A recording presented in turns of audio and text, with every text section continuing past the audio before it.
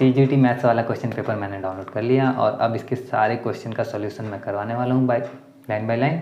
So hello learners, welcome to the white board. मैं हूँ साकेत सक्षम और इस वीडियो में आपको टीआरई बीपीएससी के टीआरई जो एग्ज़ाम होता है हमारा, उसके क्लास 9th वाला जो था ना एग्जाम क्वेश्चन पेपर, उसके सारे क्वेश्चन के सॉल्यूशन बताने वाला हूँ। और इसमें एक भी क्वेश्चन है हमारा, क्वेश्चन है 10 वर्ष पहले रमेश एवं राजीव की आयु का अनुपात जो था 1:3 था और अब से 5 वर्ष बाद यह अनुपात 2:3 हो जाएगा, तो वर्तमान में उनकी आयु का अनुपात क्या है? ऑप्शन हमारे 2:3, 3:5, 2:5, 3:5, 1:2, एमटीओ और एनओटी। एमटीओ क्या है हमारा? मोर देन 1, एनओटी हमारा नन ऑफ दीज। चलिए सॉल्यूशन सीखते हैं। देखो, जब भी अनुपात वाला है ना तो एक अनुपातिक राशि हम लोग मान लेते हैं। तो 10 वर्ष पहले की बात कर रहा है कि अनुपात क्या था? 1:3।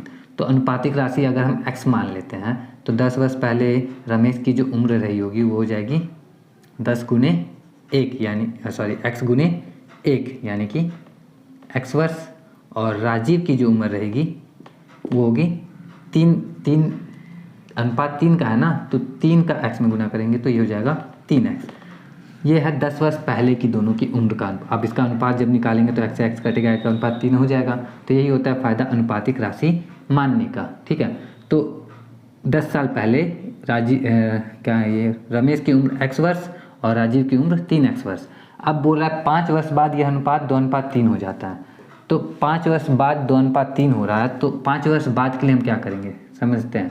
ये 10 साल पहले का है, तो प्रेजेंट टाइम का एज कितना होगा? तो प्रेजेंट टाइम का एज हो जाएगा इसका x + 10 और इसका 3x + 10, क्योंकि ये तो 10 साल पहले का था ना डेटा हमारे पास।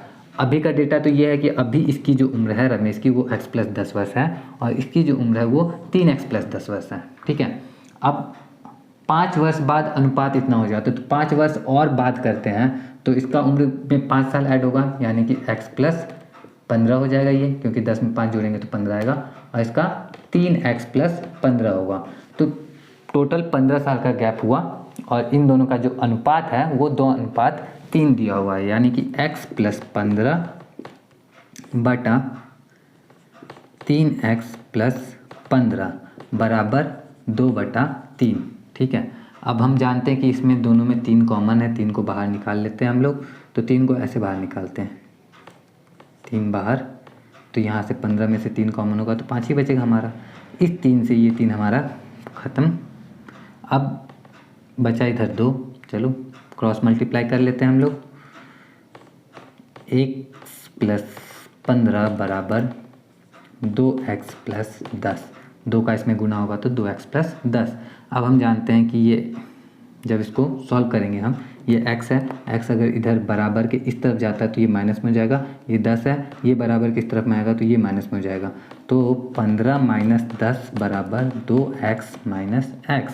इस वजह से हमारे पास बचा x बराबर 5। तो x का वैल्यू हमें मिल चुका है 5। अब हमें उसका क्या करना है, x का वैल्यू, ये जो अनुपातिक राशि था वो था हमारा हो गया 5। तो उस हिसाब से जो रमेश की उम्र है वो है 5 वर्ष और इसकी उम्र जो है वो है 15 वर्ष। लेकिन कब? ये है 10 साल पहले, क्योंकि 10 साल पहले की एज इधर लिखी हुई है ना। तो 10 साल बाद इनकी एज क्या होगी? तो 5 में 10 जोड़ेंगे तो हो जाएगा हमारा 15 और 15 में 10 जोड़ेंगे तो हो जाएगा 25। तो ये है उनकी वर्तमान उम्र, और वर्तमान उम्र जब हमारे सामने है तो इसको अनुपात में बनाने के लिए भाग दे देंगे।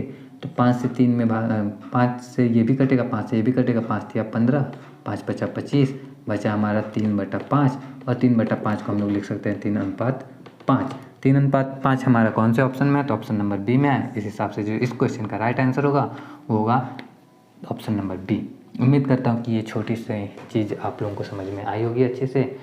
अगर समझ में आई है, वीडियो अच्छा लगा तो प्लीज़ वीडियो को लाइक कर देना।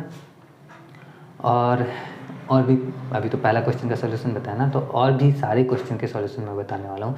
तो उसके लिए अपडेटेड रहने के लिए आप चैनल को सब्सक्राइब कर लेना मेरे। मैं मिलता हूँ आप लोगों से नेक्स्ट वीडियो में। जय हिंद।